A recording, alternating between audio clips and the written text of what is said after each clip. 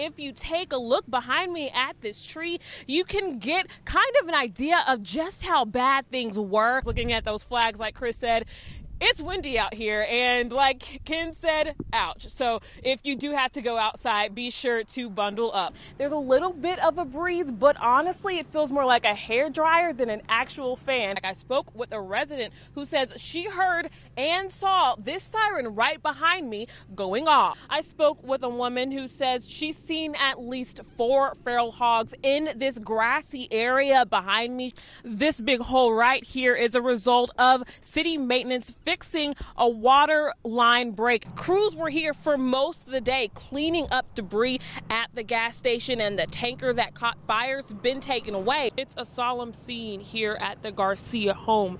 Frankly, her friends and family are upset that Joshua Cook bonded out. It's something they've been worried about throughout this entire legal process, especially after this summer when his bond was lowered after he confessed to shooting 17-year-old Yahaira Garcia. We heard like the rattling of the wind chimes real loud, and then I heard just a noise that it was indescribable. It was just like a whoosh type thing. Evelyn Stokes says that's when everything went pitch black. My poor grandson, he was scared last night. He was shaking. This morning, the Stokes family woke up to a shocking sight. We had damage all in the front yard, all in our neighbor's yard. My husband happened to be in the office where the window just crashed through. And we cleaned up the mess inside, all the glass and everything. Wires hang along the side of the Stokes house.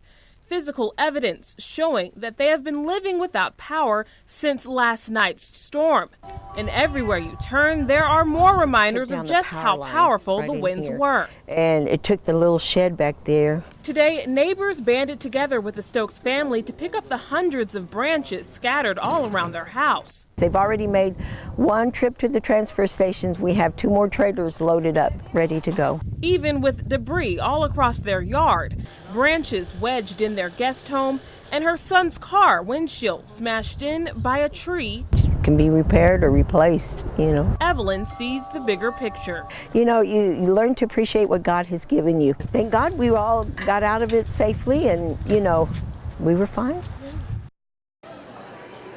It's a hot-button issue affecting schools across the country. Stories of kids reaching the end of the lunch line and having their hot lunches thrown away and replaced with cold ones. Business owners offering to pay off lunch debt and being told no by school district officials. But the lunch staff at Zunde Elementary welcomes donations. Melissa Gilbert knows firsthand how students feel when they don't have money to pay for a meal. It breaks my heart.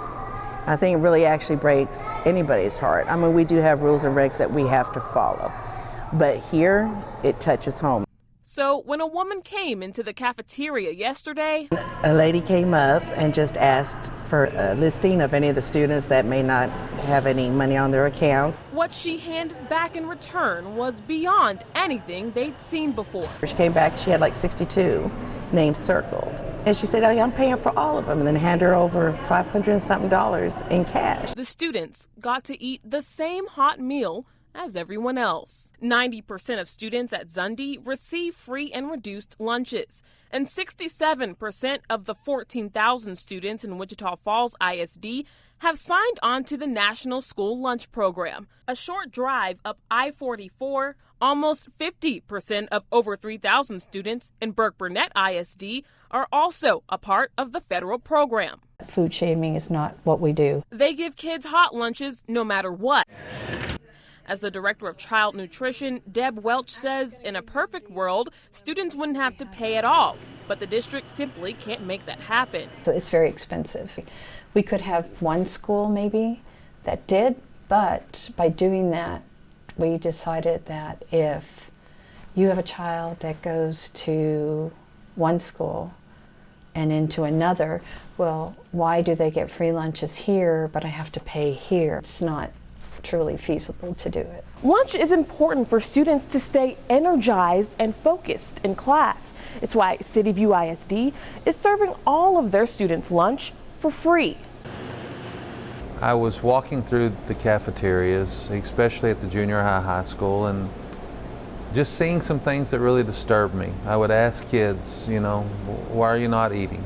And they would say, don't have any money. Tony Bashong leads a district that's much smaller than Burke Burnett and Wichita Falls ISD. But since over 60% of the 1,000 students in the district are considered low income, he and the district's board members took a chance. CEP is a program where the federal government supplements for the meals. So the first year we were not sure how it was going to work. We budgeted for a loss of about $100,000. We didn't lose $100,000, thankfully. Had some good management. We only lost $40,000. So far, paying for students' lunches has paid off. This year, we're not expecting to lose anything. This year, we're being reimbursed at 91%, so the district is only picking up 9%. Going into it, you know, there's a fear because you don't know if you're going to lose money, but it's just best for our kids. Camille Connor, News Channel 6.